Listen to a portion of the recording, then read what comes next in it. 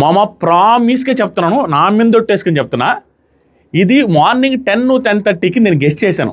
Just guess. ఆ guess ఎలా అంటే వీళ్ళు చేస్తారని కాదు, బిగ్ బాస్ టీము క్యాప్టెన్సీని రద్దు చేసి మళ్ళీ టాస్క్ పెడితే ఎలా ఉంటుంది అనేసి క్వశ్చన్ మార్క్ పెట్టినంత బ్రాడ్కాస్ట్ ఛానల్లో, మన Instagram broadcast channel link comment సెక్షన్లో ఇస్తారు. 2,06,000 మంది ఉన్నారు. దాంట్లో జస్ట్ క్వశ్చన్ చేశా.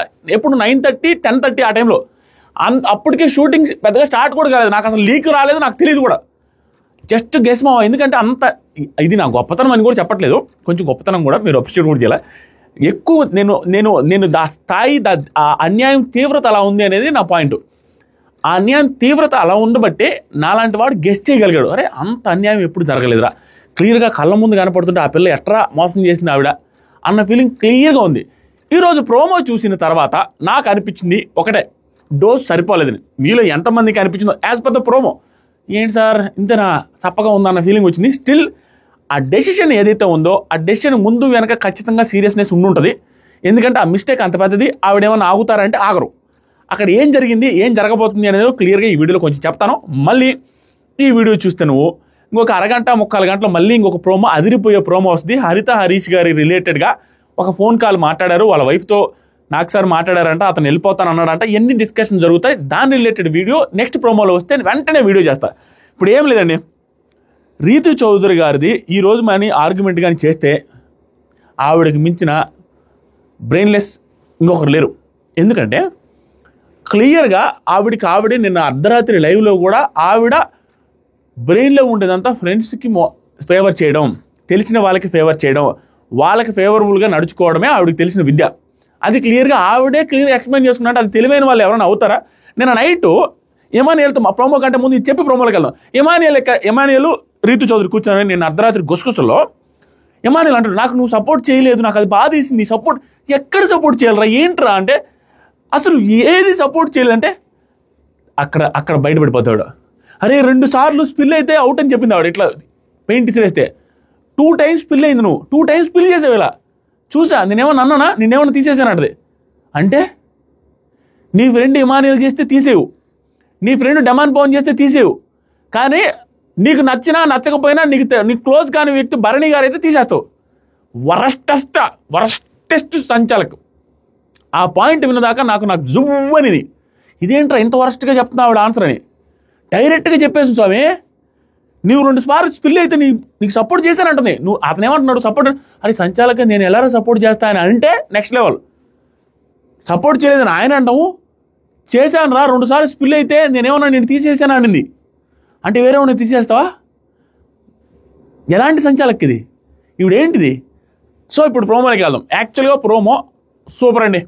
ఫస్ట్ నాకు సార్ ఏంటంటే డైరెక్ట్గా రాగానే అన్నట్టున్నాడు, నువ్వు క్యాప్టెన్సీ సరిగ్గా జరిగింది, ఆయన న్యాయబద్ధంగా గెలిచాడు, ఆయన సూపర్గా గెలిచాడని డెమాన్ పవన్ని మీకు ఎంతమందికి అనిపిస్తుందని. ఇది నాకు తెలిసినంత వరకు డెమాన్ పవన్ ఏదో తప్పు పట్టాలనో డెమాన్ పవన్ రిలేటెడ్గా ఎదురు దించాలని కాదు, డెమాన్ పవన్ని లేపాలని ఆ మాటలు మాట్లాడుంటారు.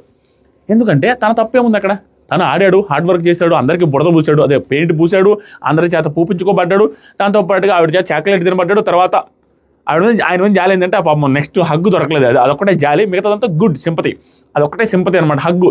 ఆఫ్టర్ ద టాస్క్ ఆవిడ హగ్ ఎక్స్పెక్ట్ చేశారు, కానీ పెయింట్ ఉంది కాబట్టి ఆవిడ కూడా హగ్ ఇవ్వలేదు, ఇతను కూడా రిసీవ్ చేసుకోలేకపోయాడు. అదొక్కటే కొంచెం బాధ, మిగతాదంతా గుడ్. అతను బాగా ఆడాడు, తనని అంత మాటలు అనాల్సిన అవసరం లేదు.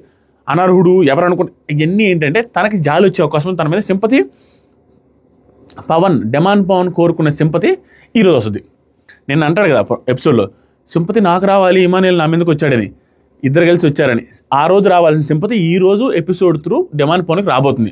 ఎందుకంటే తన తప్పు లేకుండా తన క్యాప్టెన్సీ ఆశపడి కోరుకొని కష్టపడి తెచ్చుకున్న క్యాప్టెన్సీ పోతే తనకు ఎంత బాధ ఉండాలి. అది చూసి నెక్స్ట్ వెంటనే రిపీట్ చేసి అదే టాస్క్, అదే కంచాలకు, అదే టాస్క్, అదే సంచాలకంట.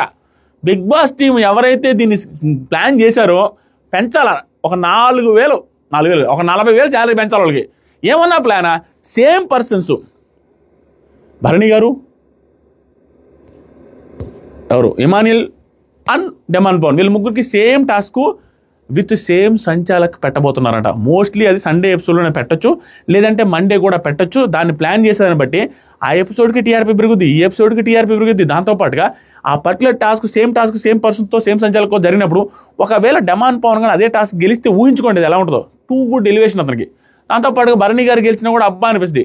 హిమానీలా పోయి అన్ని టాస్కులు ఆడుతూ ఉండు గెలిస్తే ఎలా ఉంటుంది? సూపర్ ఎలివేషన్ వస్తుంది అందరికంటే కూడా. దాంతోపాటు ఈ పార్ట్లో కూడా ఈ టాస్క్లో కూడా సంచాలకుగా ఆవిడకి ఆ టెన్షన్ ఫీల్ అవుతుంది. ఆ టెన్షన్లో ఏమేమి మిస్టేక్ చేస్తుంది అనేది ఇంట్రెస్టింగ్గా ఉంటుంది. ఇది జరగబోతుంది. ఇక్కడ ఈ కామనర్స్కి ఎప్పటికీ అర్థం కాదు, వాళ్ళు మేల్కోరు, వాళ్ళ కష్టం. అందుకనే బిగ్ బాస్ ఏం చేసిందంటే అటు నుంచి వాళ్ళందరూ ఇసిరేసారు అనమాట. అటోళ్ళు ఇటు వచ్చారు, ఇటోళ్ళు అటు వస్తారు ఈరోజు ఎపిసోడ్ తర్వాత. ఎందుకంటే పవన్ కళ్యాణ్ సార్ ముందే చెప్పింది సార్, ఆ అమ్మాయిని పాజిటివ్గా మాట్లాడుతున్నారు ప్రోమోలో. వీళ్ళు అంతే, వీళ్ళకి సపోర్ట్ చేస్తే, వీళ్ళతో బాగుంటే వీళ్ళకి సపోర్ట్ చేస్తే సూపర్. వీళ్ళకి సంబంధించిన పర్సన్ క్యాప్టెన్ చేసేసరికి వీళ్ళందరూ కూడా సపోర్ట్ చేసి ఎగిరి గంతులేసి విక్టరీ సింబల్ ఇచ్చారు ఆ రోజు. వీళ్ళకి ఆ మాత్రం అన్నింటినీ క్వశ్చన్ చేసే శ్రీజ, అన్నింటినీ క్వశ్చన్ చేసే ప్రియా గారు, ఆ రోజు కళ్ళ ముందే అన్యాయం జరుగుతుంది ఒక వ్యక్తిని. చూడండి వీళ్ళ బిహేవియర్ ఎలా ఉంటుంది అనేది. నిన్న మన సుమన్ శెట్టి గారిని ఆవిడ ఎలిమినేట్ చేశారు, కొట్టారని. ఆయన కొట్టలేదు, ఆయన టీ షర్ట్ని ఇట్లా అనబోయిండు. అది కాక ప్రొటెక్షన్ మోడ్లో ఇట్లా భయపెట్టడానికి ఇట్లా అంటున్నాడు అంతే. ఆయన ఎలిమినేట్ చేశారు. అప్పుడు ఏం మాట్లాడలేదు ఎవరు. కానీ శ్రీజ తర్వాత ఏం చేస్తుంది తెలుసా? అందరూ కొడుతున్నా వద్దు, అదేం లేదు, నేను ఎలిమినేట్ చేయను అన్నట్టు కాదు. ఇక్కడ ఒక ఎలిమినేషన్కి ఇబ్బంది. అక్కడేమైంది, భరణి గారిని ఎలిమినేట్ చేస్తుంటే అడగడానికి ఏంటి వీళ్ళకి క్లియర్గా కనపడుతుంది కదా. 3 సార్లు టచ్ చేసిద్దేంటి, 3 సార్లు స్టాప్ అన్న తర్వాత 3 సార్లు పూసేదేంటి, ఎలా లెక్క పెట్టుకుంటారు, ఎలా క్యాలిక్యులేట్ చేస్తారు, అది అసలు క్లారిటీ ఎలా వస్తుంది? అది ఎలా అమ్మ అవుట్ చేసామని అడగలేకపోయారు వాళ్ళందరూ. తర్వాత హౌస్ మేట్స్ అందరూ నాకు సార్ అడిగారు, అందరూ చెప్పండి మీకు అది రాంగ్ అని ఎంతమందికి అనిపించింది అనగానే సప్పనెత్తారు. మన వాళ్ళు ఎలా ఉన్నారంటే, వీళ్ళ జీవితం ఎలా ఉందంటే అక్కడ బిగ్ బాస్ హౌస్లో, నాకు సార్ ఏదైనా చెబితే ఆయన నోట్ల నుంచి ముత్యాలు, ఆ ముత్యాలను ఎదుర్కొని సార్ మీరు ఏదంటే అది సార్ అన్నట్టుంది.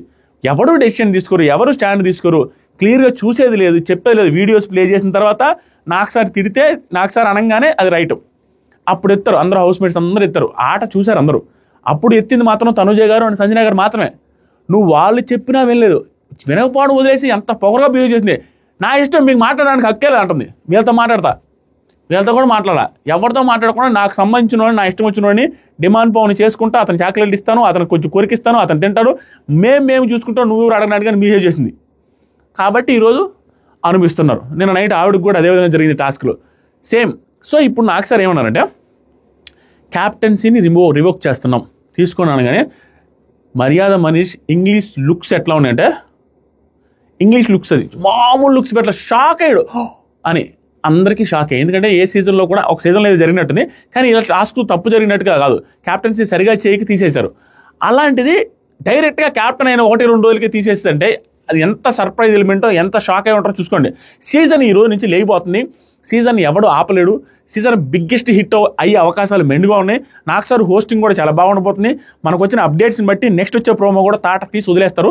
రీతు గారికి ఈ డోస్ అసలు సరిపోదండి. ఈ డోస్ సరిపోయే పని అయితే ఆవిడ రెచ్చిపోవాల్సిందే. ఈవిడ మీదకి కూడా అలానే ఎగబడి అనేసి మాట్లాడితే ఎయ్ అట్ట అన్నట్టుగా ఉండాలి. అప్పుడే ఊపి వచ్చాయి జనాలకి. ఎందుకంటే బిగ్ బాస్ అనే కాన్సెప్ట్ ఎలా అంటే, తప్పు చేసిన వాడిని తాట తీసి వదిలేయాలి హోస్ట్. అప్పుడు జనాలకు ఊపి వస్తుంది. ఎందుకంటే తప్పు చేసిన వాడిని ఏదో వదిలేస్తున్నాడు. మన మర్యాద మనీష్ ఫస్ట్ వీక్లో బిగ్గెస్ట్ బ్లండర్ చేశాడు. Direct Emmanuel out of the task చేశాడు. ఆ రోజు ఇమానియల్కి మనీష్గా 4 గంటలు పడుంటే మనీష్ ఈరోజు ఎలిమినేట్ అయ్యేవాడు కాదు. ఆట మార్పు వచ్చేది.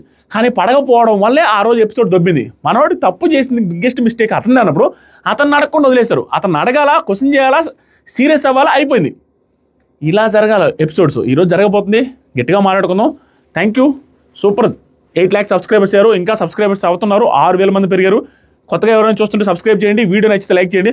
మీకు ఎంతమందికి ఈ మాత్రం డోస్ సరిపోదురా, ఇంకా ఉండాలరా, ఆవిడని క్యాప్టెన్సీ నుంచి తీసేయడం, అతను రిమూవ్ చేయడం పర్ఫెక్ట్ డెసిషన్ అనుకున్న వాళ్ళు ఈ వీడియో లైక్ చేయండి. నెక్స్ట్ ప్రోమో వచ్చిన వెంటనే 10 నిమిషాలు ఇక్కడ రండి, మాట్లాడుకుందాం. Thank you so much. Bye.